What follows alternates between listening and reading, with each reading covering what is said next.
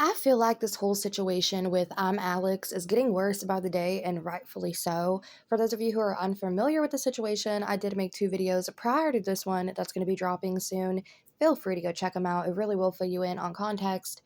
But with that being said, Alex is a really popular, used to be a really popular British commentary channel. He had 2.7 million, I think, subscribers at the time, and now he's the whole way down to 2.05. So, yeah, and he's still losing subscribers over his ex-girlfriend coming out, Alice, and she dropped 82 screenshots, 6 videos, and 1 audio file of him basically just being a very horrible and vile person. She detailed accounts of that she had undergone while with him, and it's truly a really horrendous situation. So feel free to go check out those videos to fill you up to date. But more has happened. The last video I made about the situation is when his friends started speaking out about the situation, talking about it on Twitter, and now there's a second ex-girlfriend who's coming out to talk about it. This ex-girlfriend's name is King Annie over on Twitter. But y'all, I just want to say that this detailed experience isn't providing screenshots or anything. It's more so just her talking about her time with him, and it isn't anywhere near as bad as what Alice had gone through, but regardless, it's still a very shitty situation for Annie to have gone through. So my sympathy goes to her as well.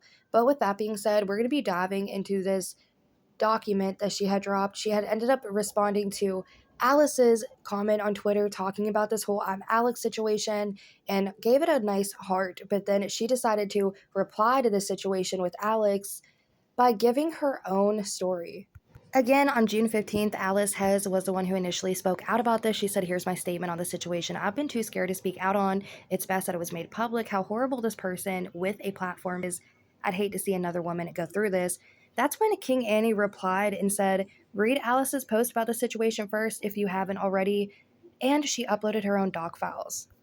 It's only a 2-page doc file that she titled "My Experience with ImAllexx," and it's not as crazy as the experience that Alice had went through, but nonetheless, it's nothing to discredit this girlie. She's gone through something as well with Alex and realized how toxic he actually is and decided to speak out about it again to probably stand in solidarity with Alice being brave enough to come out about this experience. And make sure y'all watch until the end because after we read over this 2-page doc file, I'm also going to be attaching the clip of Alex that she had referenced initially in her doc files, but some shit also went down on Twitter where they got even more expose on Alex, and it's actually disgusting and human vilely disgusting. I don't mean the way that he was talking or treating, but the way that he left her home was gross. So let's dive right into it. She titled us "My Experience with Alex." Though we never confirmed it to the public because I personally like keeping my relationships private, I dated Alex from June 2017 till March 2018. It was the most toxic relationship I've ever been in, and I was lucky to get out of it when I did.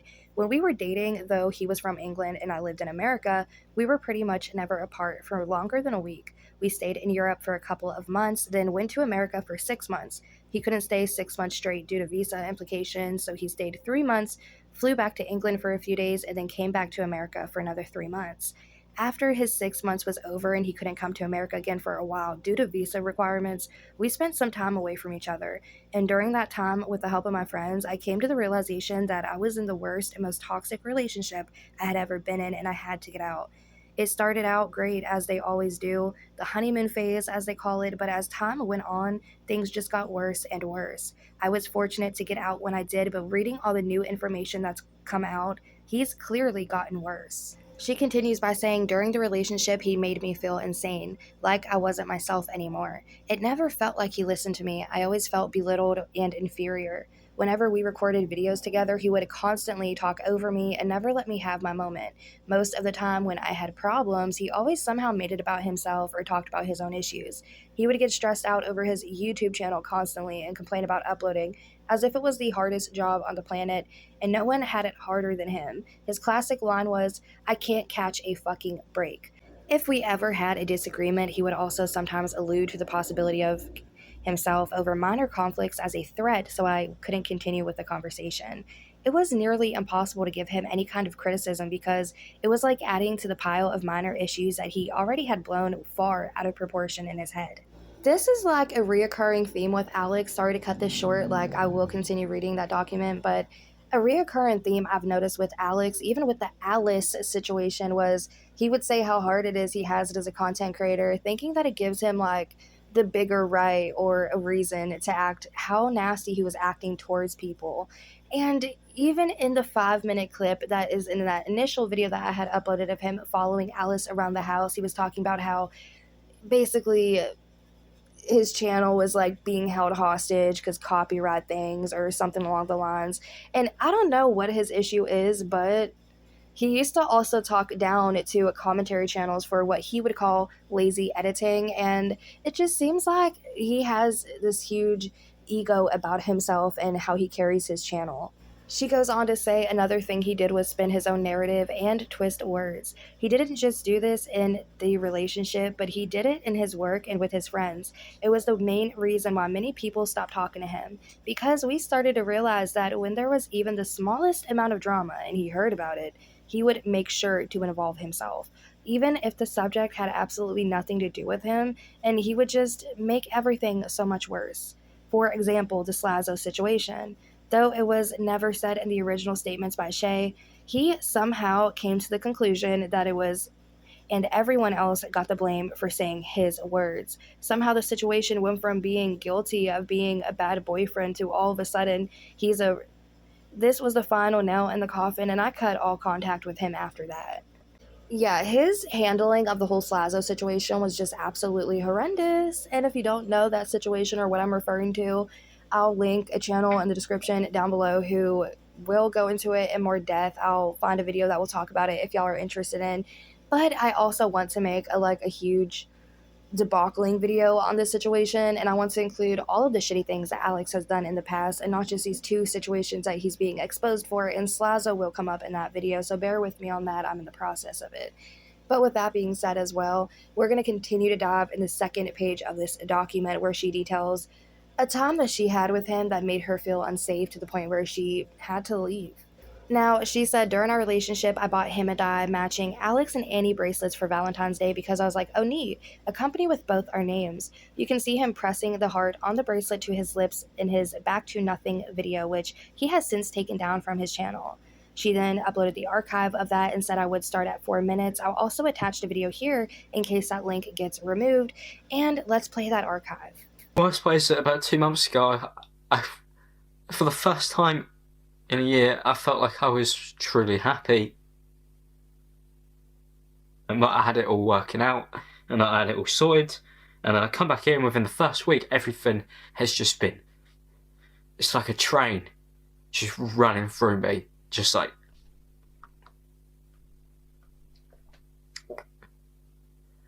You know, I feel punished for ever wanting to do more, ever thinking that I could, ever believing in myself, you know.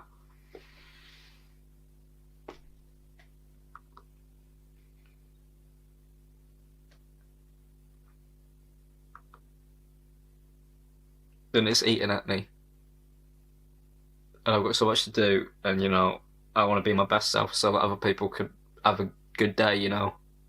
I always forced putting on my best and wanted to put out the best, and always wanted to put a happy version of myself. But I only ever wanted to show a happy version of myself. So I know there are people out there who feel like me who don't want to be watching people complain and moan and be like this. And that's not why people subscribe. You know, that's not why people watch this. That's not why people want to know me. And all I've been for the last year is just this shell. Because of all these things that are out of my control that happened to me. And it's just built and built and built. And now, you know, the tower's just come toppling down on top of me at the worst possible point. And the thing is, when I came back here, I tried to put on this happy thing, and I was like, I'm going to see my friends, I'm going to do all this, it's going to be great, we're going to be playing football again. It was such a lie. I just wanted to pretend that it was going to be okay, because that's all I've been doing, is just playing pretend and hoping that I grow into that, but it's just not working.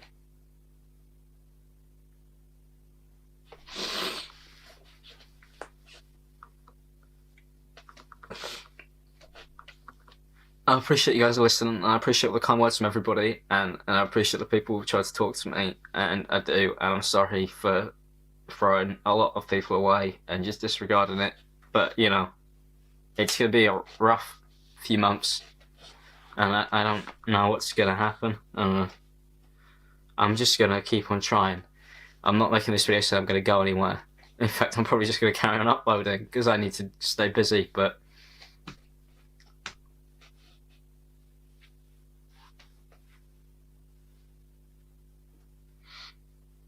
I hope people understand, because I don't really know where else to turn apart from here. You've fucking given me everything, as much as every fucking YouTuber says it, but you can't give me everything.